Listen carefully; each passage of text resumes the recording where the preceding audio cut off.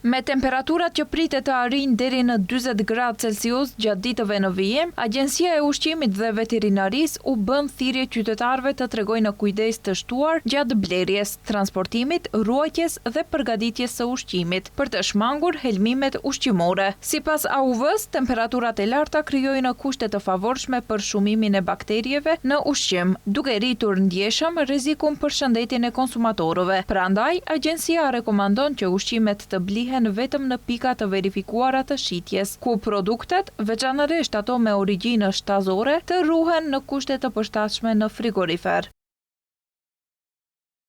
Të shmanget blerja e ushqimeve me ambalazh të dëmtuar, të shtypur, të fryrë ose të qarë. Duhet të shmanget blerja e ushqimeve të ftohura ose të ngrira që prishen lehtë, nëse ato ruhen jashtë frigoriferit ose ngrirësit. Ushqimet e ftohura duhet të ruhen në temperaturë më të ulët se 5 gradë Celsius, ndërsa ushqimet që kërkojnë gatim termik duhet të përpunohen në temperaturë mbi 60 gradë Celsius. Frutat dhe perimet duhet të lahen mirë nën ujë të rrjedhshëm para përdorimit, ndërsa mishi, qumështi dhe vezët duhet i nënshtrohen përpunimit të plotë termik.